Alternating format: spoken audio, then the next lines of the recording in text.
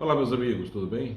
Mais um jogo, mais uma final que o Ferroviário participa, desta vez valendo pela Série D, a primeira partida da final, Ferroviária versus Ferroviário, e foi um jogo como se espera de uma final, né?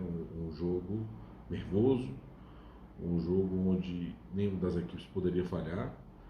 Eu acho que essa preocupação de falha, essa preocupação de poder falhar, até vislumbrou-se mais pelo lado da Ferroviária do que do lado do Ferroviário.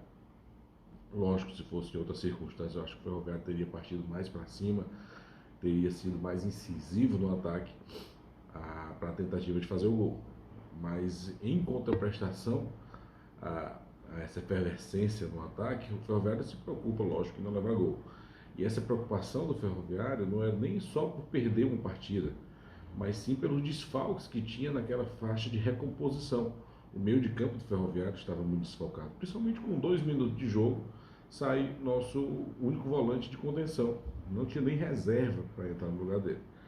Saiu o Felipe Guedes, que já não é uma contenção tão efetiva quanto o Michael Lucas, né, e o César Sampaio, mas era o último homem de meio de campo do Ferroviário que podia fazer aquela bola circular numa espécie um pouco mais defensiva. Né? Então, assim, o Ferroviário perdia naquele momento, com 2 minutos de jogo, uma possibilidade de segurar um pouco mais o meio de campo.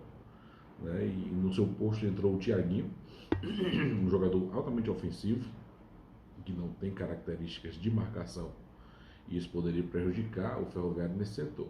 Então, assim, o Ferroviário poderia atacar e atacou no primeiro tempo, foi muito mais ofensivo do que o adversário, atacou, procurou o gol, fez gol, né? Foi bem anulado, diga-se de passagem. Teve uma chance clara com o Ciel, logo no início do jogo, a bola passa raspando o travessão, e propôs. O Ferroviário propôs dentro de um limite, né? Dentro de uma razoabilidade de não se expor muito, né? Porque o contra-ataque poderia ser fatal. Né? Mesmo com a equipe que a Ferroviária colocou em campo ontem não seja considerada titular, né? Os melhores jogadores da Ferroviária, mas a Ferroviária tem um grupo bom.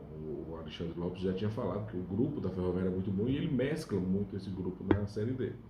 Então é um grupo que não estava jogando a primeira vez, o grupo já vinha jogando. E no segundo tempo ele colocou efetivamente jogadores que vinham já sendo considerados titulares e o jogo mudou um pouco, teve um poderio ofensivo maior, mas nada que preocupasse muito o goleiro do Ferroviário, o Igor Raya. O jogo se desenvolveu de uma maneira lógica, Ferroviária tentando atacar, Ferroviária tentando contra-atacar. E o jogo era em São Paulo.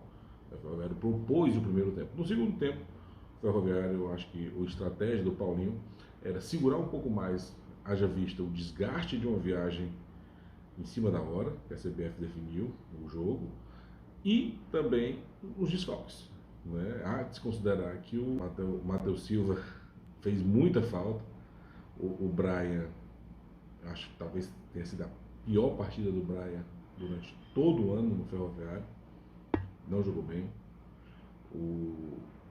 Os atacantes de ponta do Ferroviário não atuaram também muito bem ontem. Né? O Gabriel e o Cadu não conseguiram fazer uma boa partida. Ciel foi o ponto de salvação do ataque ferroviário, apesar de não ter feito gol, deu uma preocupação gigantesca ao time da Ferroviária. E o Ferroviário propôs. No segundo tempo recuou um pouco mais. Eu acho que a gente tem que dar graças a Deus aquela falta do Rony Lobo no apagar das luzes, porque ele poderia definir um placar de vitória para a Ferroviária. Foi expulso justamente, e ele reclamou. Foi expulso até 2 vezes, né? Foi expulso em campo e pelo VAR, algo inédito que aconteceu, mas o futebol brasileiro é isso. Então, assim, a gente conseguiu segurar no final ali o resultado, 0-0, traz a partida da decisão final para a Fortaleza, para o estádio Presidente Vargas, e a gente vai juntar nossos cacos, né? Juntar o que restou aí durante esse campeonato tão desgastante, que é a Série D, ainda foi acumulada com a Fares Lopes, ver o que sobrou ainda no Ferroviário, né? O que tem ainda de o Paulinho Kobayashi ali espremer e sair uma laranja, né? Sair um suco, na verdade, que entre bem, né? E a gente consiga sair vencedor mais uma vez, é a última vez, colocar os 50% de disposição e transformá-lo em 100 em campo. É a última partida do ano para o Ferroviário.